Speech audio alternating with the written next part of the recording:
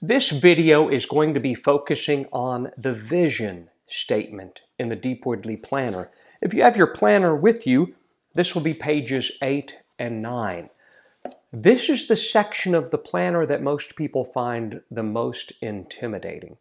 And that's usually for one of two reasons. Either it's because they don't feel like they have enough time to dedicate to it, or two, they struggle to imagine their life in the future.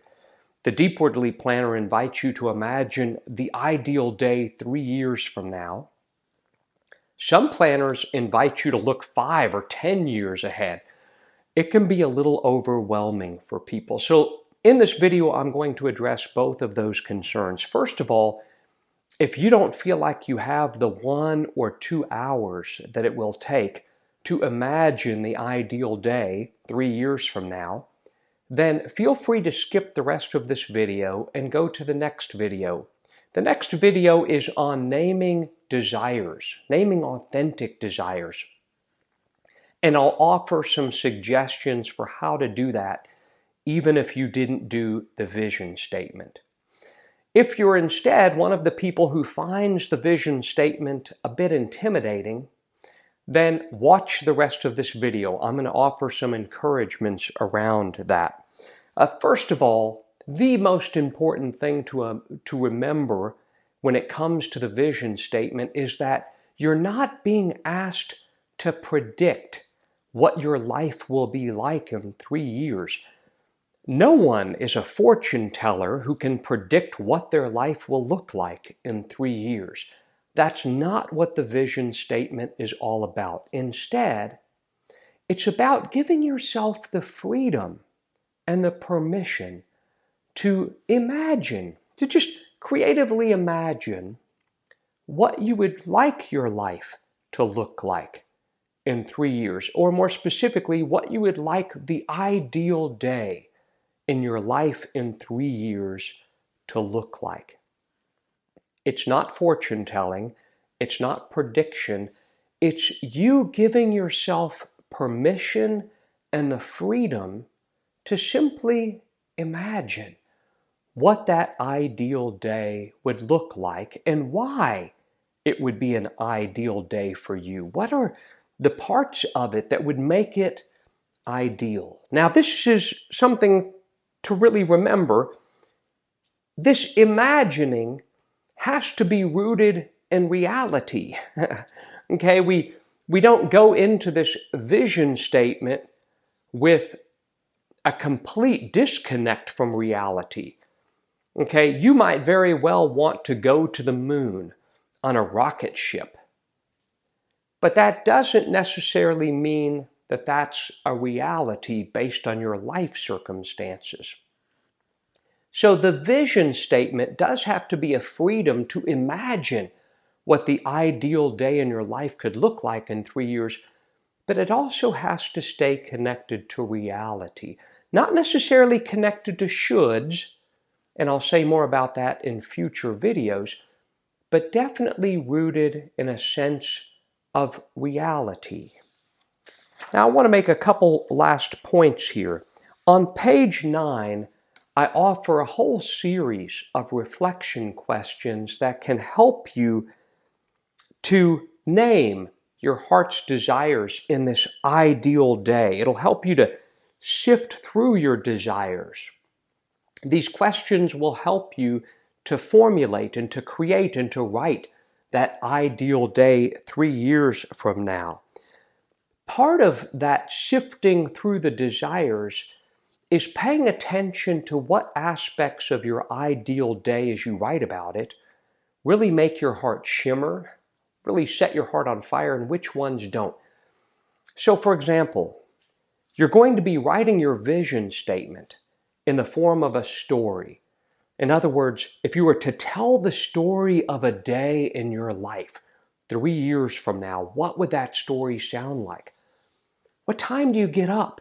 What wakes you up? Is it the sun coming through the window, or is it an alarm clock? Are you needing to head to work? Do you work 8 to 5? Are you self-employed?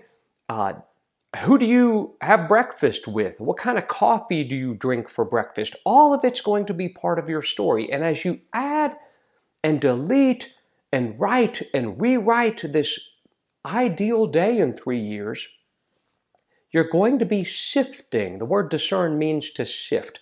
You're going to be sifting through all of the different parts of your story, paying attention to which ones really resonate deeply. So if waking up and going to a job that you hate doesn't make your heart shimmer, then what job would you want to go to in 3 years? If having lunch by yourself at a cubicle doesn't make your heart shimmer, then who would you like to have lunch with? And where would you like to have lunch with them? Just pay attention to every single nuance and detail as you write and rewrite your vision statement. A couple of the things that help me as I go through it is I sometimes will ask myself the question, do I desire this particular element as much as I would desire a breath of air after being trapped underwater for 5 minutes? Is that how deeply I desire to be at that job, to be married to this person, to be in this vocation, to enjoy this hobby, whatever aspect of that ideal day we're writing about? Another thing that I sometimes have my directees do is I'll use a scale of 0 to 10. 0 meaning I don't desire it at all, or 10 being I deeply, profoundly desire it. So sometimes just going through your vision statement and looking at each detail and asking the question, on a scale of 0 to 10, how deeply do I desire this? Can really help to discern, to sift through the superficial desires, wants, the ones that might be shoulds rather than authentic desires, and those desires that are truly authentic, that are almost written in our DNA, where it's hard for us to not do them. We just deeply desire them.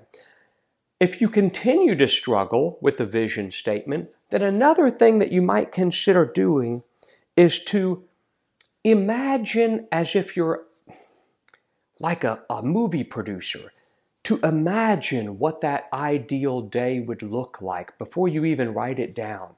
Just kind of let yourself be a movie director, and you're getting to direct how that ideal day unfolds in the future. Now, it's impossible to include everything that would make your heart shimmer into one day.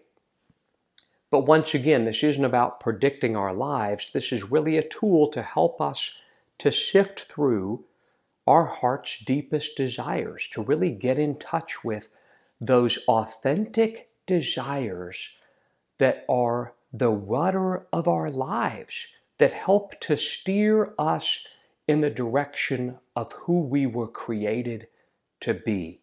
So I hope those suggestions are helpful. I also hope that what I've written in here and the examples that I offer on those 2 pages are helpful as you write and rewrite your vision statement.